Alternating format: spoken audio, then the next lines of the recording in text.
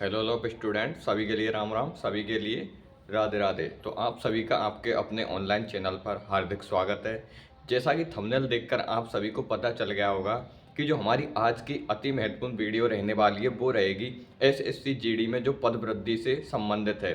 यानी कि जो अपन की एसएससी जीडी की वर्तमान जो एग्ज़ाम है वो अचानक से पोस्टपोन हो गई है, लेकिन हमारे समझ में ये नहीं आ रहा कि ये पोस्टपोन हुई क्यों है। तो इसी के संबंध में हम आपके समक्ष वार्ता करेंगे और आप इसी वीडियो से जुड़े रहें। तो आपके लिए ये अपडेट भी देंगे हम कि जो अपन की एसएससी जीडी की जो नवीनतम भर्ती है वो कितने पदों पर होने वाली है, अर्थात इसमें कितने पद और जोड़े जाएंगे, इसके बारे में हम आपके समक्ष चर्चा करेंगे। आपको एसएससी जीडी से संबंधित एक एक पॉइंट को बड़े गहनता से समझाएंगे, जिससे कि आप अच्छे ढंग से इसे समझ पाएँ और आपकी एक्यूरेसी अच्छी ढंग से हो पाए और आपके दिमाग में जो स्लॉट बुकिंग को लेकर के जो कन्फ्यूजन है वो एकदम निस्ते नाबूद हो जाए और आप इसके बारे में विभिन्न प्लेटफॉर्मों पर चर्चा न करें।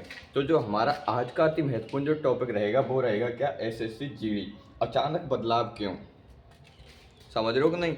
यानी कि जो हमारी स्टाफ सिलेक्शन कमीशन है उसने उसके द्वारा एक एग्ज़ाम करवाई जाती है, कौन सी, एसएससी जीडी की एग्ज़ाम करवाई जाती है।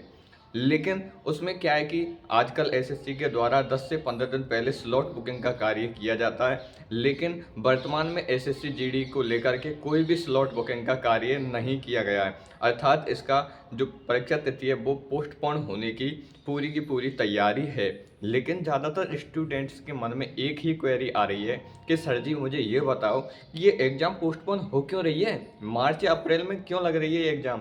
तो ये जो एग्ज़ाम है ये पोस्टपोन किस लिए हो रही है। तो इसमें क्या है कि कुछ नवीनतम पद जोड़े जाएंगे जिसके द्वारा मतलब जो वर्तमान में अपन की वैकेंसी है उसमें कुछ पद और जोड़ करके जो बड़ी भर्ती की जाएगी, 70-80 हज़ार से ऊपर की जो भर्ती की जाएगी, जिसमें क्या है कि ज़्यादा से ज़्यादा स्टूडेंट सेलेक्ट हों। समझ रहे हो कि नहीं, ज़्यादा से ज़्यादा स्टूडेंट सिलेक्शन हो। क्यों? क्योंकि एसएससी जीडी हमारे जो इंडिया है उसमें बहुत अच्छे लेवल की वैकेंसी है, जिसमें क्या है कि डिफेंस लेवल की है। तो इसमें बहुत सी वैकेंसियाँ कंक्लूड की जाएंगी।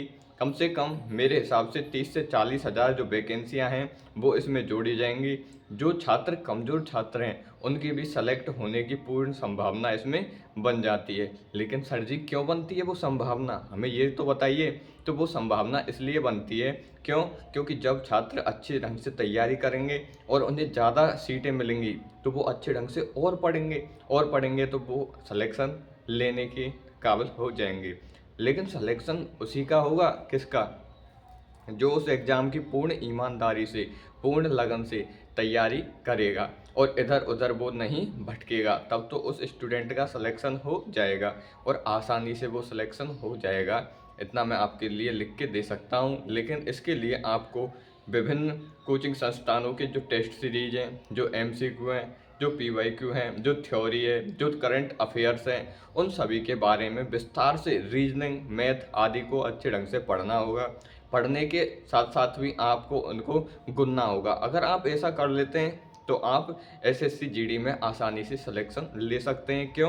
क्योंकि वर्तमान में जो वैकेंसी चल रही है इसमें कुछ पद और बढ़ जाएंगे, तो आपकी जो तैयारी है वो और बढ़नी चाहिए।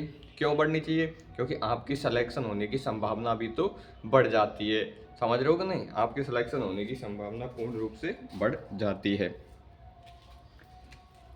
तो आपको अच्छे ढंग से, अच्छी रणनीति से और अच्छे माध्यमों से एकदम शालीनता से और अच्छी तैयारी करनी है, जिससे कि आपकी जो बौद्धिक क्षमता है उसका पूर्ण रूप से विकास संभव हो जाए और आप अच्छे ढंग से अपनी एक्यूरेसी को संभाल पाएँ। तो इसी के लिए राम राम, इसी के लिए राधे राधे। पुनः नई वीडियो में आपके समक्ष प्रस्तुत होंगे और आपको बताएंगे कि एसएससी जीडी जंजाल क्यों है। समझ रहे हो कि नहीं, जो एसएससी की एग्ज़ाम है वो जंजाल क्यों मानी जाती हैं।